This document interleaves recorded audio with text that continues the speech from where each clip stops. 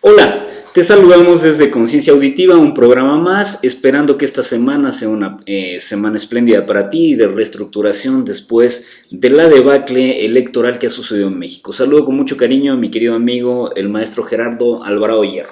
Y yo, como siempre, mi buen amigo, el doctor Carlos Barra Molán. Y vamos a empezar con las notas de esta semana. Primero, la nota obvia y la nota que se tiene que tocar es, por supuesto, el triunfo de Andrés Manuel López Obrador en los comicios de este pasado 1 de julio. Creo que hasta cierto punto era previsible, prácticamente todos los analistas lo ponían como el gran favorito. No decepcionó, se llevó arriba del 50% de la votación, que para México, vamos a decir, desde la invención del IFE, es lo más grande que ha habido, ¿no? En términos de votación. Claro, si bien es cierto, esperábamos que el piso firme fuera que él se constituyera como presidente de la República. Lo que nunca medimos en su justa dimensión era el efecto peje, lo que iba a pasar con los congresos locales, ¿no? Y con la forma de operar a nivel político, a nivel nacional, y fue prácticamente aplastante al grado que relega como tercera fuerza a PRI, que es una condición histórica, y a algunos partidos les arrebata prácticamente el registro. Efectivamente. Y de ese lado habría primero que plantearnos por qué exactamente fue que Andrés Manuel López Obrador ganó. Primero, es una figura que lleva 18 años, desde el 2001, está López Obrador en la política, en la palestra nacional, con sus ideas, con su bueno o mal gobierno de la Ciudad de México, y finalmente está ahí. La compite a partir de ahí para 2006, la compite para 2012, la vuelve a competir en 2018. Y prácticamente estamos viendo las mismas ideas, estamos escuchando las mismas cosas, reciclando un poco, es exactamente el mismo discurso. Sí, lo que vimos fue que hay una estrategia que cambia. La estrategia que cambia es que en los periodos anteriores, cuando había pretendido la presidencia de la República, había un discurso muy ácido, muy beligerante, y que en esta contienda se apacigua este discurso, se armoniza y empieza a ser irreconocible Manuel Lovich, porque inclusive se ríe de Manuelovich, se ríe de todas las cosas que le dicen y habla de la conciliación y de que en este país todo mundo tiene cabida, desde los delincuentes o no delincuentes, todo mundo puede armonizar. Que es finalmente lo que hizo grande al PRI en sus inicios, Claro. Que fue la idea de aglutinarlos a todos y gobernarlos a todos. La idea de Andrés Manuel, pues finalmente tuvo cierto sentido, primero por el enquistamiento tan terrible que hay de la clase gobernante. Pues estamos hablando de, si tú ves quiénes fueron los candidatos que perdieron las diputaciones, que perdieron las senadurías, que perdieron las alcaldías, son parientes de la misma gente, son los mismos apellidos, mismo grupo Tlacomulco, es lo mismo de siempre. Y la gente votó finalmente en contra de todo esto. Claro, y a mí me parece que el efecto demoledor que tuvo el gobierno de Peña Nieto, donde la inconcreción de la tarea pública es una constante, la corrupción, la impunidad y todas las estelas de violencia que fueron y que siguen presentes. De hecho, en este proceso electoral hubieron cerca de 130 candidatos por ahí asesinados. Entonces, todo esto presagiaba precisamente no solamente lo que llaman el hastío, el hartazgo que le llaman de la población, sino este desencanto con el poder. Hay un desencuentro, hay me parece que realmente un alejamiento de la ciudadanía, y la ciudadanía pide una reestructuración. Lo que está gritando es la reestructuración de esta condición, y a esto los analistas le llamaron esta condición antisistémica, esta presencia antisistémica de la ciudadanía. Hubo mucha educación de parte de los grupos que estaban a favor de la promoción del voto en educar al electorado que tenía que estar físicamente ahí e ir a votar. Y el fenómeno fue curioso porque prácticamente toda la República hubo poca o ninguna lluvia el día de la elección, y la gente salió desde muy temprano a votar y estuvo ahí todo el día. Hubo pocos incidentes, los incidentes que hubo fueron muy focalizados en estados donde sus respectivos gobernantes estaban tratando de alguna forma de causar un poco Claro. de malestar en la elección, pero finalmente no lo lograron.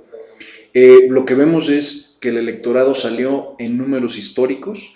son casi 64 millones de mexicanos que salieron a votar, fue De 89 posibles. de O sea 89 que, o sea posibles. que nunca se había registrado un ascenso tan Vertiginoso. claro y diametral de la votación. Y tan es así que el abstencionismo no es el que ocupa el reflector, es decir, no se habla mucho del abstencionismo. No, se habla de la magnitud de la Claro. gente que fue a votar. La otra cosa interesante es, hubo pocos votos que se perdieron, es decir, hubo pocos votos por Cantinflas, pocos votos de burla por Hugo Sánchez, pocos votos de Hubo burla. alguno de Luis Miguel, no me Hubo acuerdo. alguno por la mamá de Luis Miguel. O sea, la realidad de las cosas es que la votación se dio con responsabilidad. Y eso fue bastante anómalo para la forma en la que México generalmente ha tenido votaciones. Claro, y el escenario termina lapidario, ese domingo 1 de julio termina lapidario, en donde lo primero que pasa es que José Antonio Meade sale y reconoce que no le favorece la elección y reconoce el triunfo de Andrés Manuel. Después sale este señor, el mocha orejas, el mocha manos, El Bronco. el Bronco, y también reconoce esto. Y el que se tardó y se escondía, parecía que se escondía en todo esto, tratando de ver si había Algo que pelear. claro, algo que pelear, alguna reacción que le pudieran decir, no, la elección está pareja, fue Anaya, no, Ricardo Anaya se tardó mucho y después termina reconociendo y termina diciendo que va a ser uno de los impugnadores más importantes de este gobierno si este gobierno flaquea o tiene algún problema. Ahora, en el cálculo final, era una votación cantada desde diciembre del año Sí. pasado. O sea, estamos hablando de que los números no se movieron. Sí, El no 1, el 2 y el 3 y no se fueron el 1, movieron, 2 y el tampoco 3. se movieron en contra de Andrés Manuel con el efecto de los debates. Los debates no fueron significativos como para debilitar la fuerza de Morena finalmente.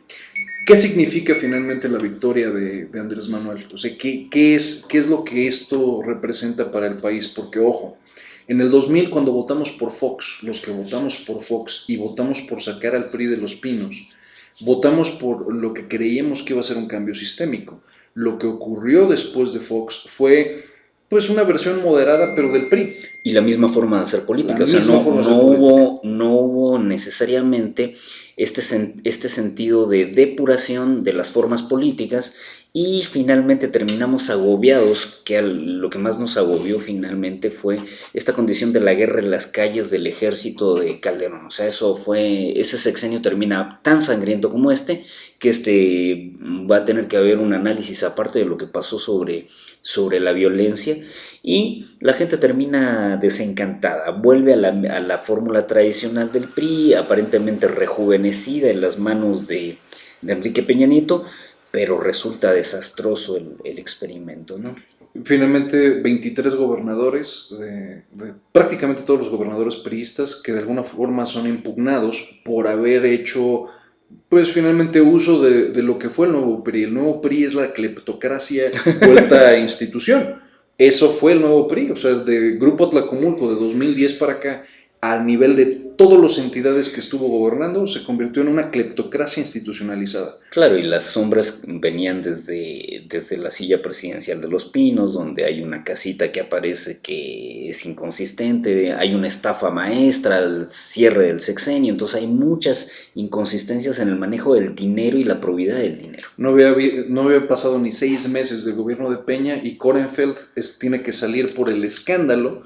Recordamos a Korenfeld del agua, de la Comisión del Agua. Esta que usa un helicóptero. Un helicóptero para ir a recoger a su esposa, para ir a hacer shopping. O sea, dices. Y fíjate que después a propósito de pajaritos que vuelan, en el avión presidencial sale una foto en alguna ocasión de un actor, Verástegui, Eduardo Verástegui, que está siendo invitado por la familia presidencial a utilizar el avión y todo el mundo se pregunta, bueno, ¿Y entonces? ¿y por qué, no? No, recordemos que los viajes que hizo Peña al exterior los hizo con un séquito de 200 pendejos. Digo, es un abuso sobre un abuso sobre un abuso y finalmente la gente dijo que no. Ahora, el avión lo van a vender, ¿eh? El avión no lo van a vender. De hecho, se lo van a quedar. Las promesas. Esta semana se ha discutido mucho. Es la semana de las promesas. De las promesas de AMLO, porque aquí la pregunta con la que debimos haber partido es: ¿cuánto va a durar la luna de miel del pueblo mexicano con Andrés Manuel López Obrador? Porque si algo tiene el pueblo mexicano, es un pueblo muy caracterizado por la fe. ¿Qué tanto nos caracterizamos por la fe? Bueno, yo les podría decir que a lo mejor el 95% de la gente creyó en esa bola de 24 pendejos que fue a jugar al Mundial. Y lo creyó en serio, ¿eh? O sea, la gente, yo siempre he sido una persona muy negativa y escéptica, y yo siempre dije que México no iba a calificar ni a fase de grupos. De hecho, tengo 2 apuestas de ese aspecto que tuve que pagar. Y México calificó, estuvo a punto. Y estuvo a punto de pasar más adelante. No lo hizo porque le tocó Brasil. No, me parece que estuvo a punto de no entrar a la siguiente fase. O sea, se generó la idea de que los 6 puntos no eran suficientes, ¿no? Finalmente no dependía de sí, dependía del resultado de Alemania, ese era el problema. Y luego esto de coreano, ya eres mexicano, y más allá. Que fue, a mí me parece lapidario, ¿no? No me parece un motivo de orgullo ir a gritar y a bailar a la embajada de Corea del Sur. Hay incluso videos de gente que fue a cantar y bailar en Kia. O sea, me parece absurdo, pero vamos a decir, este es el pueblo de México. Le acabamos de ganar a Alemania. Osorio, ya eres mexicano y todos amamos a Osorio, los jugadores son lo máximo, Chucky Lozano, hazme un hijo, y toda la parafernalia y la locura que viene detrás de esto. Pierden 3-0 con Suecia y Osorio es un animal, ¿cómo se le ocurre? ¿Cómo puede ser? Pero nos salvamos, coreano, ya eres mexicano, y después van y pierden con Brasil. Sea, el efecto no fue demoledor porque en ese partido que pudo haber traído mucha amargura porque habían perdido 3-0, finalmente se matiza con la calificación, y eso es lo que a la gente distiende un poco el momento, pero después se vuelve demoledor. Y como la vida se parece al fútbol y el fútbol se parece a la vida, tendríamos que decir, la luna de miel de esta selección mexicana, de las esperanzas y más allá, fue la victoria contra Alemania. Pasó. Aquí la victoria de Andrés Manuel López Obrador contra Enrique Peña Nieto me parece un facsímil. Que también, con Peña duró como un año y medio, esa fue la luna de miel en el Pacto por México, concitar con las fuerzas mayoritarias políticas, y después se fue diluyendo. Finalmente se muere a partir de Ayotzinapa, los 2 años. Ahí se acabó. Claro, y se acaba el sexenio y se convierte en algo muy raro, muy oscuro, ¿no? Finalmente ahorita nadie le cree nada a Peña se vuelve en el objeto del ridículo, o sea, porque eso es lo que es Peña para nosotros ahora en el imaginario mexicano. Claro, si vieron los memes cuando prácticamente le está entregando el Palacio Nacional, aparece la gaviota semidesnuda, le dice, la clave del Wild Fives es Peña Bombón, pero no la cambies porque es difícil, como si yo soy muy pendejo para cambiar la clave. O sea, la burla nacional se convirtió en nuestro presidente y todo su capital político se fue con eso, al menos eso creíamos. Tuvo todavía la posibilidad Peña, como un presidente totalmente un pato cojo, de todas maneras tuvo la posibilidad de nombrar a su sucesor, o al que creyó que podía ser su sucesor, al equipo de campaña de su sucesor, pudo de todas maneras hacerse de una manipulación, una condición totalmente maniquea, en la que el tipo se inventa una ley del agua, para privatizar el agua, y todo esto lo hace sin capital político. El PG está entrando con el capital político más importante en la política mexicana, que es finalmente ser legítimo. Fue una de las últimas cuchilladas que nos metieron, amén de lo que pasó en Tlatlaya, en Ayotzinapa, esto del agua fue una de las últimas. Es brutal, es lapidario. Eso fue una cuchillada. Ahora, ojo, la luna de miel de Andrés Manuel dura mientras Andrés Manuel cumpla sus promesas de campaña. Y esta semana, solo esta semana, inmediatamente después de la elección, ya salió primero que sí va a haber gasolinazos y que sí va a seguir aumentando el precio de la gasolina y que la gasolina no puede bajar inmediatamente.